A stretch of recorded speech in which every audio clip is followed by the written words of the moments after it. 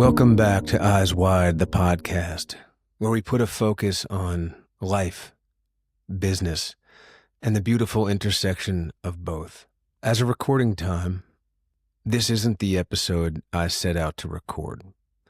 This episode has not been scripted.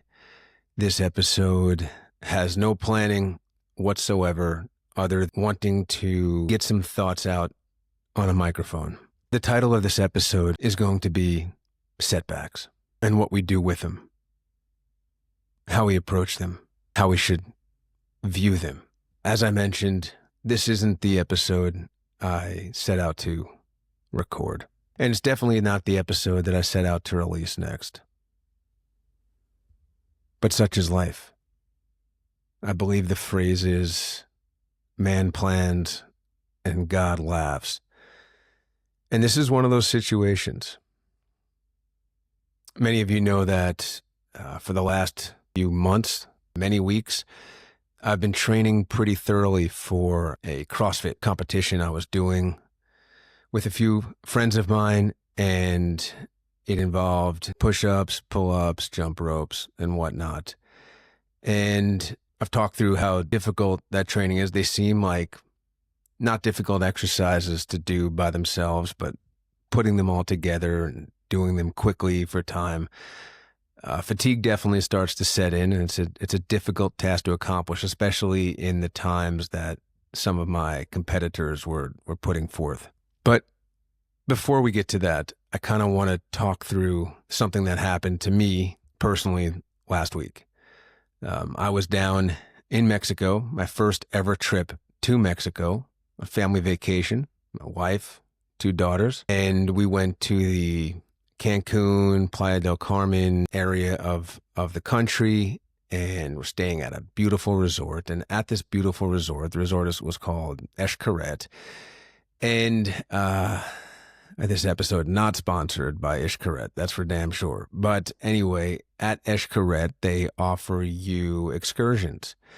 And one of the excursions was a park they send you to called Cenotes. And I believe my Spanish is terrible. It might be Cenotes is the area, the jungle area, or the rivers around there. And so Cenotes is kind of like Xcaret's spin on it. And so going there, we're very excited. Going to be a series of different water park type things with natural, all set in a natural jungle-like environment, just some swimming and zip lining, some water slides and whatnot. And leading up to this, even the night before, I had been doing this training for this competition, and I had just done 100 pull-ups the night before, and I was starting to feel some fatigue in my forearms. I've come to know what fatigue in your forearms means, what that actually translates to, so we can definitely have a future conversation on that, or I can offer advice to anyone else who may be experiencing said forearm fatigue or pain. But we went on this excursion, and there was a series of zip lines, and you had a choice whether or not to kind of sit in a little sling or hang from a Tarzan rope or a Tarzan handle, so to speak. And of course, I jumped up and wanted to do the Tarzan handle, and I did this a few times. And this one particular section, there was going to be a photographer.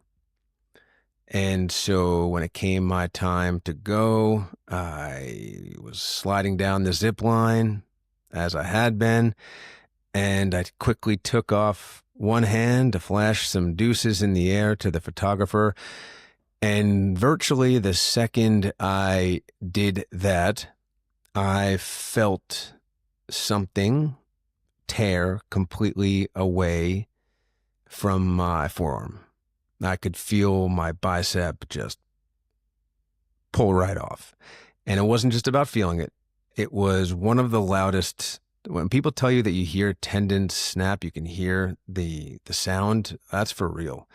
You can hear every aspect of what's actually occurring inside of your body. And it happened instantaneously. I actually have a video that I posted that shows the event My wife was recording me down the line, so you can see the time at which it happens. And it's pretty shocking when it occurs. And because I've been involved with physical activity my entire life and doing exercises like pull-ups, like curls with heavy weight, it's one of those things that always goes through your mind. It's a point of vulnerability for a lot of guys I know who work out. It's, doing what you can to protect your bicep from tearing because it is a monster setback. So the minute it happened, I knew I was one of those individuals, that population of people that have ruptured a bicep tendon. And I knew it happened immediately. In the video, you can see me kind of holding that area of my forearm as soon as it happened, as I fell to the water. And everyone there can tell something was up, just the way I went down pretty quickly. And then I wasn't really talking to anyone when I resurfaced. I was just kind of trying to prevent the muscle from continuing to crawl up into my arm. When your body goes through some kind of an experience like that, the muscle wants to contort, and it wants to pull, and it wants to contract, and it kept wanting to pull the muscle further and further and further up. And so I was trying to stabilize my arm as much as possible and swim out of the water. Thankfully, I had a life jacket on, so I could kind of float to the area. And then once I got to was able to climb out of the river with the help of my two daughters who were already in the water, I was able to start getting some help. But it turned into a pretty hairy situation pretty quickly. I won't go too far into the details of that. Everyone there really meant well, and they were looking to help me out as the best they could. It just turned a little ugly and got a little dark for a little while, and I didn't want to go to a Mexican hospital, but I was on oxygen at the time, and I was pretty vocal about not wanting to be taken to the hospital, and I wanted to go back to the hotel and figure things out on my own. Immediate change of plans.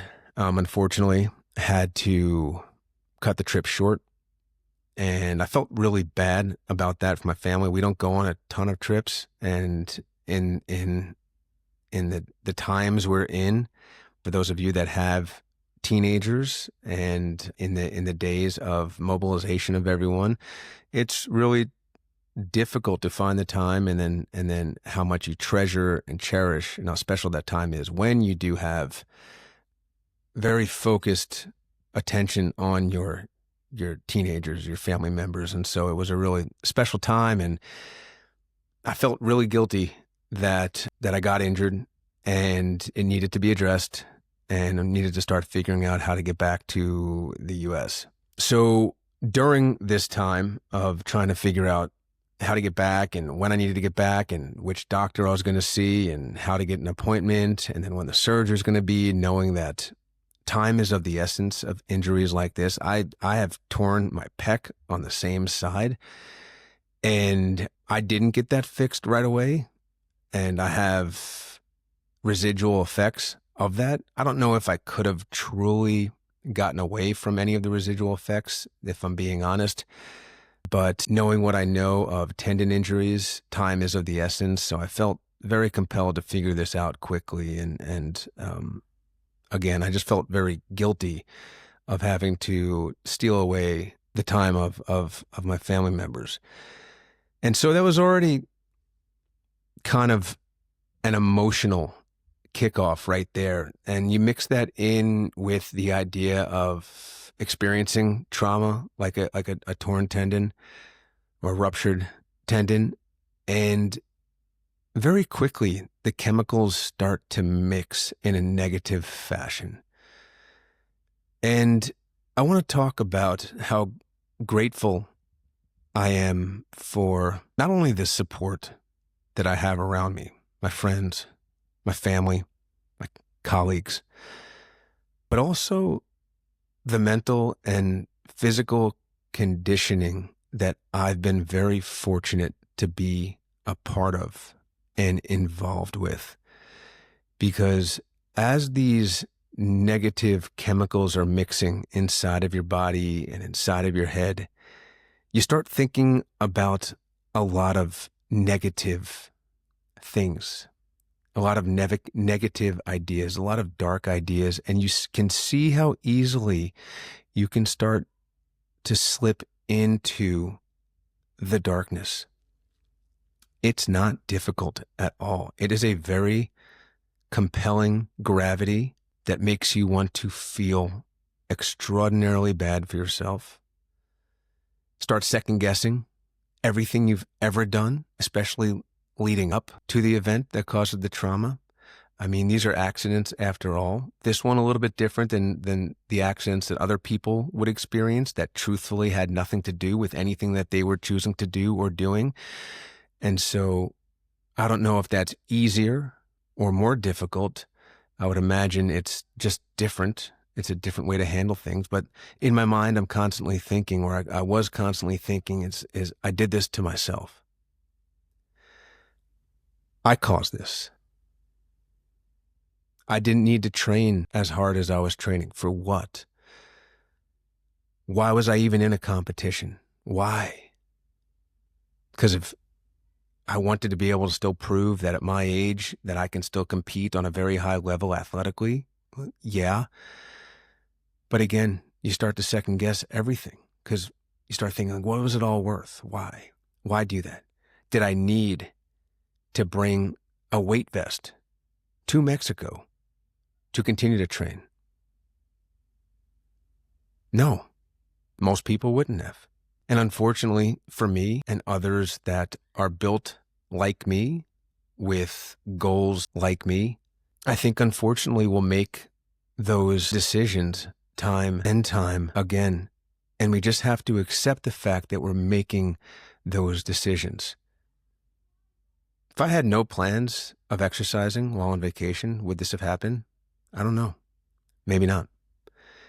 If I never wanted to show that I could do 100 pull-ups and 1,000 jump ropes and 200 push-ups in 20 minutes, would this have happened? Probably not. Probably wouldn't have ever happened. But then I would have also never known if I could achieve that level of fitness, if I can accomplish what I set out to do. And it's why we can't second guess certain decisions in the spirit of trying to better ourselves. If you continue to live a life of persistence and dedication and diligence, you will experience setbacks. They are unavoidable. Because as you live a life of working to find your edges or finding your edges and figuring out ways to move past those edges, you will take it on the head. They will happen.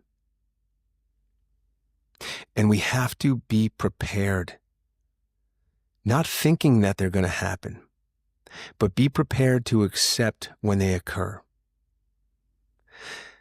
I kept thinking about so many different people, especially this year in the NBA playoffs, watching Jason Tatum tear his Achilles and the emotions he must have been going through, knowing that he was now going to miss the following season. And then Tyrese Halliburton does the exact same thing. Thought of Kevin Durant doing it a few years earlier. And then the ultimate vision of someone tearing their Achilles and the gravity of it all and the aftermath is when Kobe Bryant tore his Achilles and he got up there and he sunk his 2 free throws and then quietly walked off the court, knowing damn well that this was going to be a very big uphill battle for him. And I've been thinking through all of these things. And look, the truth of the matter is, I ruptured my bicep. Does it suck? Yeah. Is it going to be a difficult comeback? Sure. I've been trying to really gauge what that looks like, what the rehab looks like, what the pain level is going to be, how quickly I can start to get back at doing the things that I want to do. What does it mean to push correctly? What does it mean to push too hard? How do I start doing benefit versus possible damage? Those are all questions I have, and I want to make sure that I walk that fine line, but I will work to walk that fine line because it's the only way I know how to live, and I'm going to continue to push and get back as strong as I possibly can. But again, I rupture my bicep. There's a lot of people going through a hell of a lot worse, a lot bigger mishaps, a lot bigger setbacks. And my heart truly goes out to people that experience these setbacks, physical setbacks, mental setbacks, business setbacks. They're not easy to deal with. And while I don't wish these setbacks on anyone, the truth is you'll never know if you're capable of a comeback if you don't experience the setback.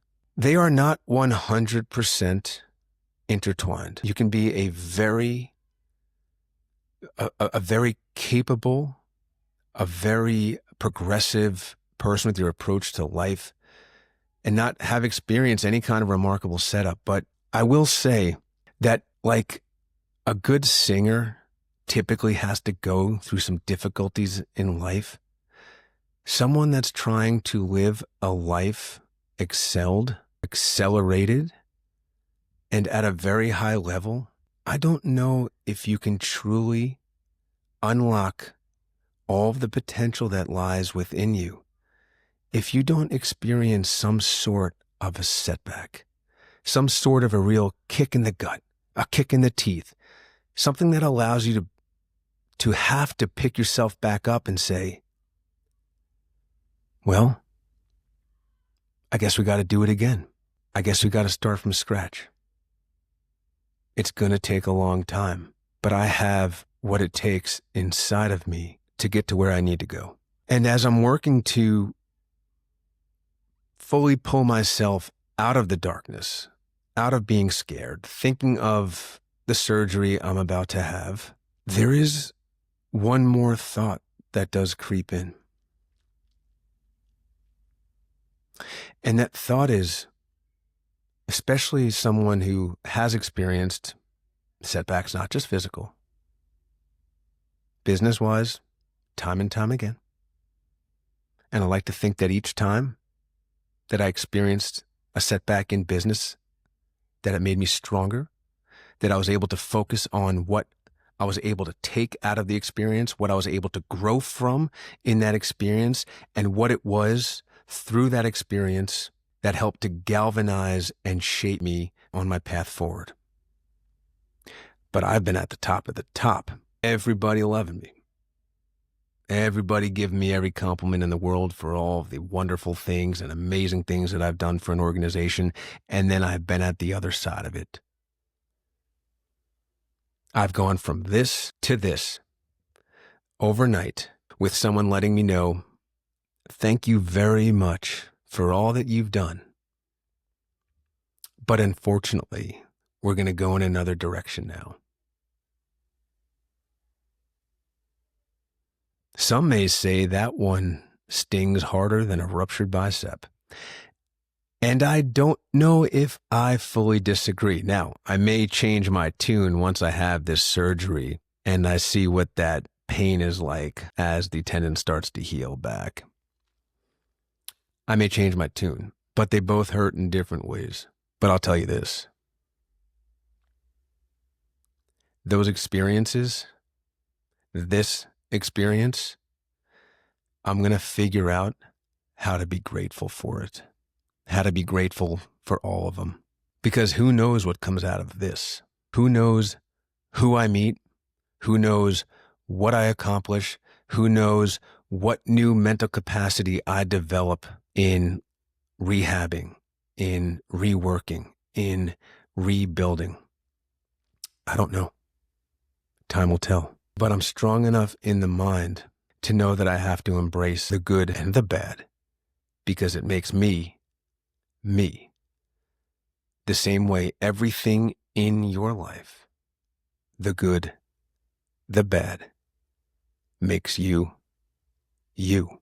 And you may be listening to this and say to yourself, no, duh, that's nothing profound. It's not profound.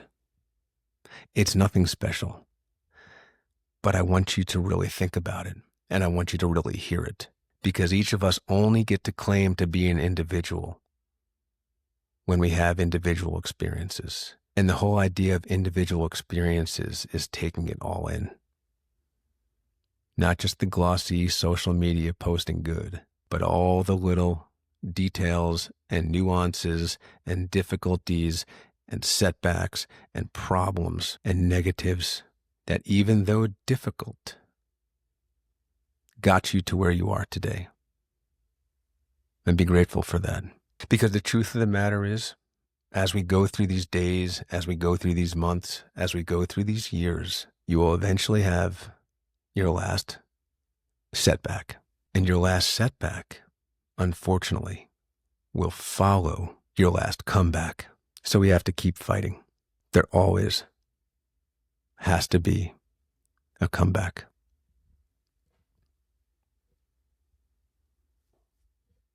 I want to thank you guys for listening to this episode. This wasn't intended to be long. I just wanted to share a few of my thoughts off the cuff, just riffing. And if any of this resonated with you, or if any of this has potentially helped get you out of a dark place you're in, go ahead and subscribe. This way you don't miss future episodes as they drop. And if you could, I'd really appreciate you to share this with a friend who could maybe benefit from listening to this as well. As always, this life is what you make of it. The future you is waiting to meet the current you. Continue to keep the promises you make to yourself and fight like hell to bring your tomorrow into today. Until we speak again, eyes wide, see everything. And I'm not going to say goodbye, because I'll speak to you again after I get out of my surgery. Thank you all so much.